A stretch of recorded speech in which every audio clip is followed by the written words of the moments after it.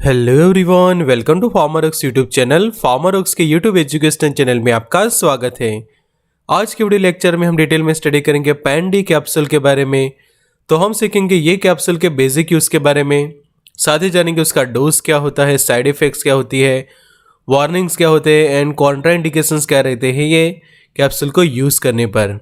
तो डिटेल में जानेंगे कि ये कैप्सूल का आप सही उपयोग कैसे करें और कौन से बीमारी में पैन डी कैप्सूल को यूज किया जाता है। तो expert lecture by Amar sir, assistant professor and founder of Pharmarox. Thank you for being Pharmarox family. Updated रहिए फार्मर नॉलेज के साथ, सीखे बीमारियों के बारे में। तो उनके रिलेटेड जो हमने कोर्स बनाया है तो उनके उपचार के बारे में, और कौन सी दवाइयाँ यूज़ होती है, dose, side effect, warning, contraindication, 1 साल तक अफोर्डेबल प्राइस में फार्मरऑक्स के ऊपर the Android user Android app download करें आईफोन यूजर ऐप स्टोर से, लिंक डिस्क्रिप्शन बॉक्स में मिल जाएगी।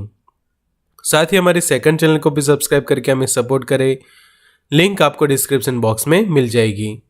तो आप समझिए पैन डी कैप्सूल के बारे में। तो ये ऐसे क्लास का मेडिकेशन है कि जिसके अंदर 2 मेडिकेशन कॉम्बिनेशन में, जैसे कि एक है डोमपेरिडोन कि जो 30 मिलीग्राम जितना है, और पेंटोप्राजोल उसके अंदर रहेगा 40 मिलीग्राम। और उसके मैन्युफैक्चर की हम बात करें तो अल्केम लैबोरेटरीज उसके मैन्युफैक्चर है, और उसकी जो प्राइस रहती है वो 190 से लेकर 200 रहती है वन स्ट्रिप की, जिसके अंदर 15 कैप्सूल्स आते हैं। कि यहाँ पे आप ये देखो कि ये 15 कैप्सूल का ये जो पूरा स्ट्रिप है उसकी प्राइस जो अराउंड 190 से 200 के बीच में जो है होती है। तो यहाँ पे अब हम उसके लेबल की स्टडी करें तो ये एक हार्ड जिलेटिन कैप्सूल्स रहते हैं कि जिसके अंदर 2 मेडिकेशंस कॉम्बिनेशन में है। कि यहाँ पे आप देखो कि ऊपर की ओर लिखा है कि डोमपेरिडोन और प्रोलॉन्ग रिलीज कैप्सूल, मतलब कि डोमपेरिडोन भी है उसके अंदर कि जो 30 मिलीग्राम जितना है, और साथ ही पेंटोप्राजोल है कि जो 40 मिलीग्राम की स्ट्रेंथ में ये कैप्सूल के अंदर अवेलेबल है। ये प्रोलॉन्ग रिलीज मतलब कि लंबे समय तक ये मेडिकेशन को जो है वो आपके शरीर के अंदर रिलीज करती है। पेंटोप्राजोल जो उसके अंदर 40 mg जितना है, और पैन डी जो है वो उसका ब्रांड नेम है कि जो मैन्युफैक्चर है उसके अल्केम हेल्थ साइंस कि जिनको अल्केम लेबोरेटरीज के नाम से भी काफ़ी फेमस है। तो उन्होंने ये जो कॉम्बिनेशन का एक अलग से यूनिक ब्रांड नेम दिया है कि जिसको नाम रखा है पैन डी। तो पेंटोप्राजोल क्या है वो आप समझते। तो पेंटोप्राजोल जो है वो प्रोटॉन पंप इनहिबिटर क्लास की मेडिकेशन है कि जब आप उसकी फार्माकोलॉजी स्टडी करते हैं पेंटोप्राजोल के बारे में, तो ये एक प्रोटॉन पंप इनहिबिटर जिसको हम शॉर्ट में कई बार पीपीआई भी कहते हैं, कि प्रोटॉन पंप इनहिबिटर क्लास के मेडिकेशंस की जो स्पेशली आपके शरीर के अंदर जो एसिड की मात्रा जो बढ़ती हो तो उसको कम करने का काम करती है। तो ऐसे मेडिकेशंस की जो डिक्रीज करती है स्टमक एसिड के प्रोडक्शन को।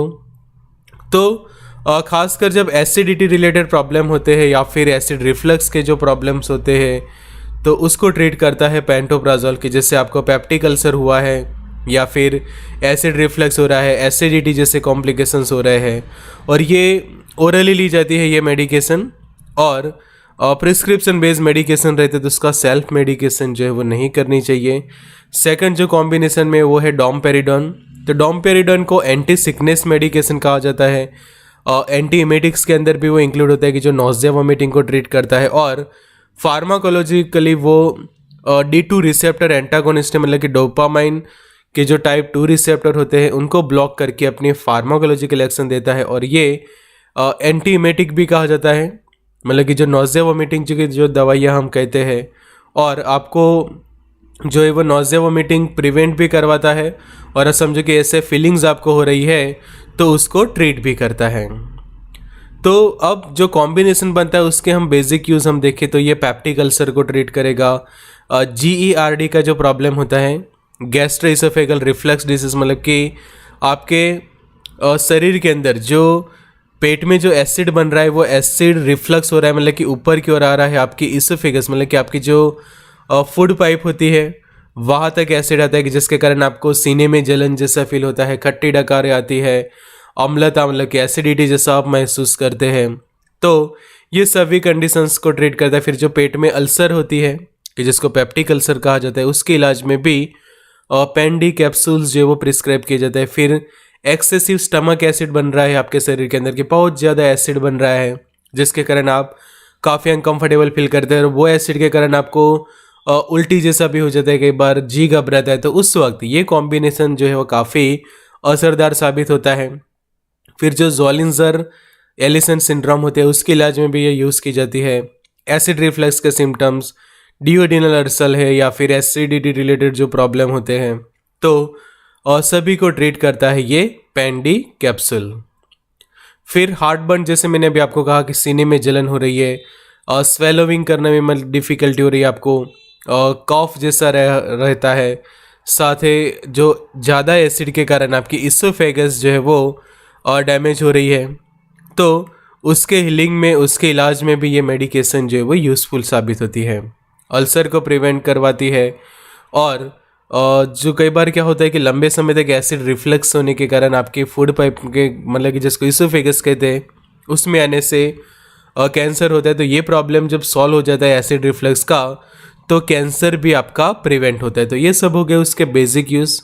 अब उसके डोज की हम बात करें तो एक कैप्सूल जो है वो दिन में एक ही बार ली जाती है, कि यहाँ पे जो आप उसके कैप्सूल्स देख रहे हैं, तो वंस अ डे ओडी के तौर पे लिया जाता है कि दिन में एक ही बार ये कैप्सूल जो है वो खाई जाती है।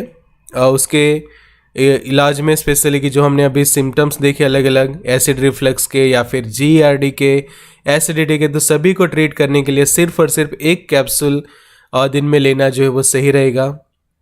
और वीडियो के बीच में आपको बता दूं, हमारे सेकंड चैनल है उसको सब्सक्राइब करें और हमें सपोर्ट करें, लिंक आपको डिस्क्रिप्शन बॉक्स में दे दी है।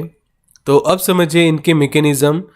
तो ये मेडिकेशन के अंदर जो प्रोटॉन पंप है वो क्या करता है, तो जो प्रोटॉन पंप जो होते हैं कि जो स्पेशली H+ को आपके गैस्ट्रिक ल्यूमेन के अंदर पंप करने का काम करते हैं, और वहाँ पे जो क्लोराइड प्रेजेंट होता है वो दोनों के कॉम्बिनेशन से HCl बनता है कि जो हमारा स्टमक एसिड है। तो इस तरह से जो स्टमक के पेरिएटल सेल होते हैं वो ये हाइड्रोक्लोरिक एसिड की, जो हम कहते हैं कि उसको गैस्ट्रिक एसिड भी कहते हैं, स्टमक एसिड कहते हैं, तो वो बनाते हैं। तो उस वक्त ये जो पंप है कि जिसको H+ K+ ATPase पंप कहा जाता है, तो उसको शॉर्ट में प्रोटॉन पंप भी कहा जाता है। तो ये प्रोटॉन पंप को इनहिबिट कर देता है ये मेडिकेशन। तो समझो कि ये प्रोटॉन पंप काम नहीं करेगा, तो जो H+ यहाँ पे जो आ रहे हैं वो आने बंद हो जाएंगे। अब H+ नहीं होगा तो बिना H के सिर्फ क्लोराइड ही रहेगा, कि जिससे हाइड्रोक्लोरिक एसिड नहीं बनेगा और स्टमक एसिड का प्रोडक्शन धीरे धीरे जो है वो कम हो जाता है। और साथ ही जो डोमपेरिडोन है वो एंटीमेटिक्स के तौर पे काम करते हैं, कि जो नॉजिया वोमिटिंग की जो फीलिंग होती है उसको कम कर देती है, और डोपामाइन रिसेप्टर्स को ब्लॉक करके। तो इस तरह से आपकी ये मेडिकेशन काम करती है। अब उसके कैप्सूल के साइड इफ़ेक्ट्स की हम बात करें पैन-डी के, तो डायरिया हो सकता है या फिर आपको कॉन्स्टिपेशन हो सकता है, और पेट में दर्द जैसा, फ्लैटुलेंस होने के पेट में गैस बन सकती है कुछ लोगों को, हेडेक जैसे साइड इफ़ेक्ट कुछ लोगों को होती है, नॉजिया वॉमिटिंग कुछ लोगों को होता है। बट डोमपेरिडोन होने के कारण कई बार ये प्रिवेंट होता है, बट कुछ लोगों को अगर मेडिकेशन सूट ना करे तो उनको फिर भी नॉजिया वॉमिटिंग होते हैं। उनके साइड इफ़ेक्ट्स के तौर पे डिजीनेस जैसा फील करना, फीलिंग और बीइंग सिक, बोन फ्रैक्चर एक उसकी एक साइड इफ़ेक्ट है, कि जो प्रोटॉन पंप इनहिबिटर है उनका एक साइड इफ़ेक्ट कॉमन रहता है कि ये आपके बोन जो है वो वीक कर सकते हैं, किडनी ख़राब कर सकते हैं। तो ये कुछ साइड इफ़ेक्ट्स डेवलप हो सकती है। कॉन्ट्राइंडिकेशंस की हम बात करें तो अगर आपको डायरिया हुए है, बट डायरिया का रीज़न है क्लोस्ट्रीडियम डिफिसिल बैक्टीरिया, तो उस वक्त आप ये पैन-डी कैप्सूल्स को यूज़ ना करें।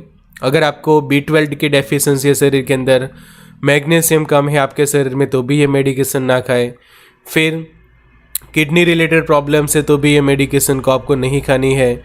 फिर SCLE का जो प्रॉब्लम कहा जाता है, SCLE मतलब कि सब एक्यूट क्यूटेनियस ल्यूपस इरिथ्रेमेटस की जो कंडीशन या फिर सिस्टेमिक ल्यूपस इरिथ्रोमेटस की जो ऑटो इम्यून डिसीज़ है, ऐसी कंडीशन में ये मेडिकेशन ना खाए। या फिर आप ऑस्टियोपोरोसिस के पेशेंट है, आपके ऑलरेडी जो बोन्स जो है वो वीक है, या फिर आपकी हड्डियाँ कमज़ोर है, या फिर वो टूटी हुई है, तो भी ये मेडिकेशंस को यूज़ ना करें।